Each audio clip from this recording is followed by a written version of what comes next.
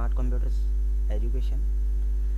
मेरा नाम लक्ष्मण है और मैं आज आपको स्कूल मैनेजमेंट सिस्टम्स में एक्सेल शीट्स पे मैंने एक चीज़ तैयार किया हुआ है कि लोगों को स्टूडेंट्स की एंट्री वगैरह और भी चीज़ों की किसी की पेमेंट की जो एंट्री होती है वो उनको मारना हो, या तो फिर जो चाहे चीज़ों के ऊपर वो ये चीज़ पे काम कर सकते हैं।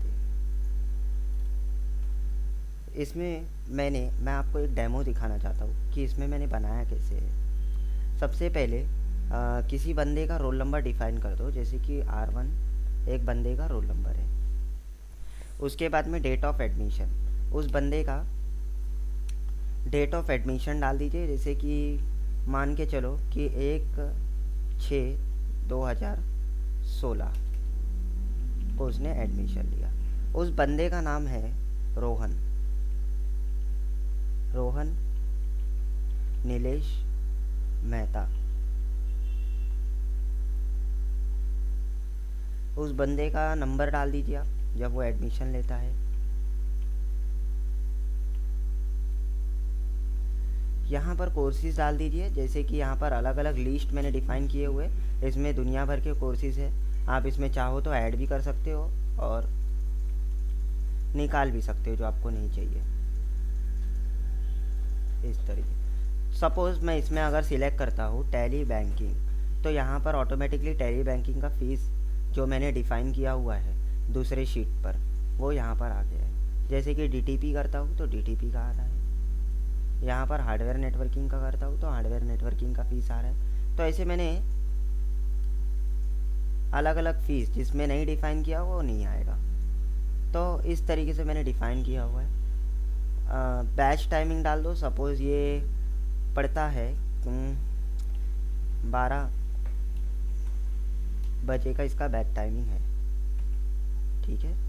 नंबर ऑफ़ इंस्टॉलमेंट, समझो उन बंदे को इंस्टॉलमेंट भी चाहिए, तो क्या करना होगा मुझे, इस बंदे को अगर समझो मैं 2 इंस्टॉलमेंट देता हूँ, ये 2 बार में इन पैसे को भर सकता है।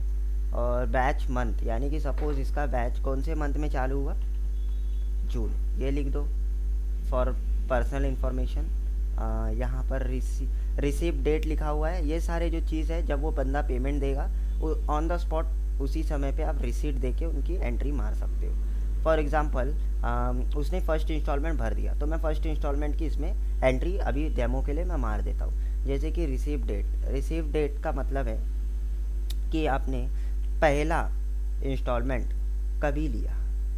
सपोज़ मैंने पहला इंस्टॉलमेंट लिया जब उसने एडमिशन लिया, उसने एडमिशन कभी लिया था, यहाँ पर जाते हैं, एडमिशन 1 जून को लिया था तो उसी दिन को मैं ले लेता हूँ, 1/16, ठीक है।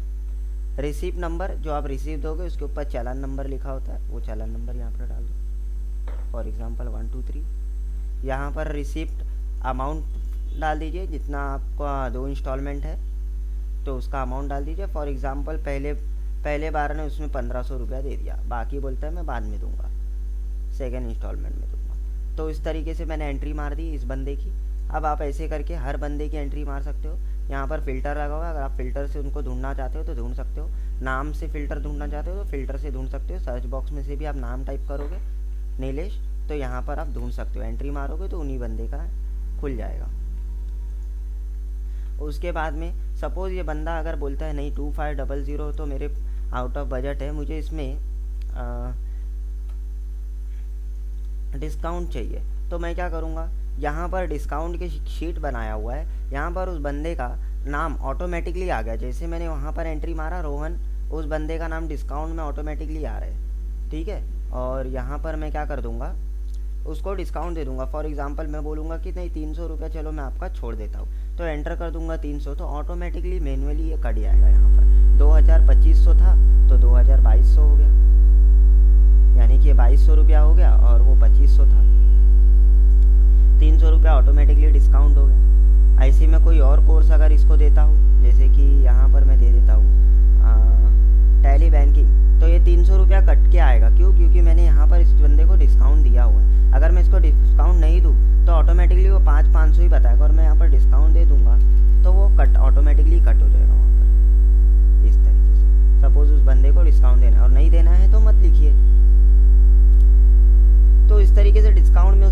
ऑटोमेटिक लिस्ट तैयार होते चली जाएगी। उसके बाद में कोर्स वाइज डिटेल क्या करता है कि यहाँ पर आपको कोर्स वाइज डिटेल देगा। जैसे कि मान के चलो, अभी तो मैंने डेमो के लिए एक ही लिखा हुआ है इसमें, तो इसमें मैंने जैसे कि किसकी मारी थी, बेसिक एमएस ऑफिस की एंट्री मारी थी। तो यहाँ पर बता रहे बेसिक एमएस ऑफिस की एक भी स्टूडेंट नहीं है। एक्चुअली यहाँ पर बैंकिंग है, तो मैं बैंकिंग को सिलेक्ट करता हूँ। बैंकिंग को सिलेक्ट किया तो ऑटोमेटिकली ये बता रहा है कि बैंकिंग के इतने स्टूडेंट हैं। यानी कि इसमें मैं जितने भी स्टूडेंट्स इसमें मैं अगर रखूँ, तो ऑटोमेटिकली उतने स्टूडेंट्स के लिस्ट यहाँ पर आ जाएंगे। जैसे कि मैं यहाँ पर जितने स्टूडेंट्स की एंट्री मारूंगा ऑटोमेटिकली यहाँ पर आ जाएगा। बस मुझे करना क्या है कि देखना है कि मुझे एमएस ऑफिस के मेरे पास में कितने स्टूडेंट्स हैं, तो मैं यहाँ पर देख सकता हूँ।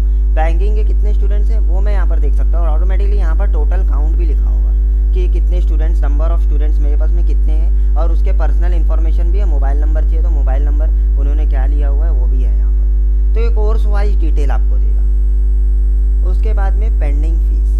सपोज मेरे को देखना है कि अभी जो मैंने बंदे का एंट्री मारा हुआ है, ठीक है, उन बंदे का पेंडिंग फीस देखना है कि उसका बचा कितना है अभी फीस।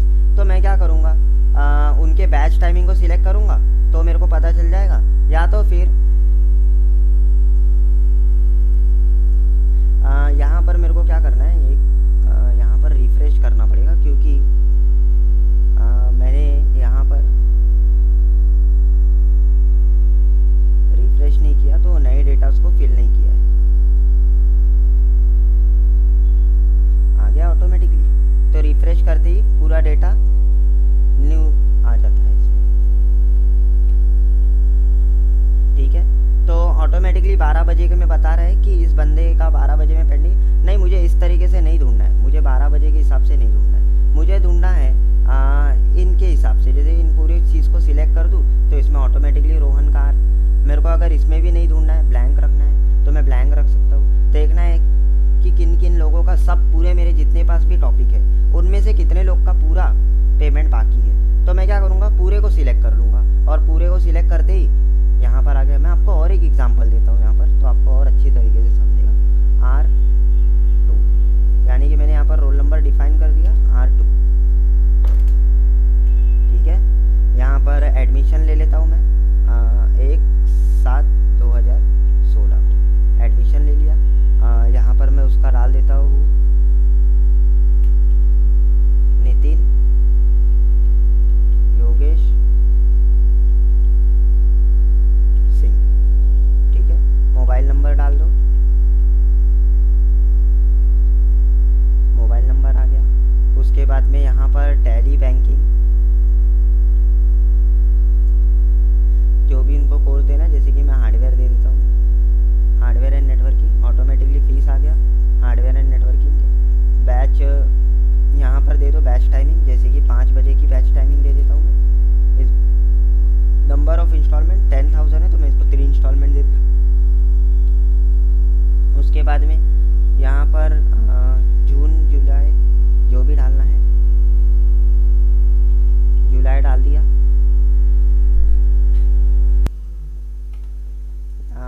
यहाँ पर मैं डाल देता हूँ 1/7/2016। यहाँ पर रिसीट नंबर डाल दो, और यहाँ पर अमाउंट डाल दो, फर्स्ट इंस्टॉलमेंट। फॉर एग्ज़ाम्पल डाल देता हूँ फर्स्ट इंस्टॉलमेंट 3000 दिया उसने, ठीक है। उसके बाद मैं जैसे जैसे इंस्टॉलमेंट देगा वैसे वैसे एंट्री मारते चले जाना। यहाँ पर पेंडिंग फीस में आते, पेंडिंग फीस में एक बार रिफ्रेश करने की ज़रूरत है, तो ऑटोमेटिकली उस बंदे की यहाँ पर लिस्ट आ गई है, ठीक है। उसके बाद में यहाँ पर जब आप सिलेक्ट करोगे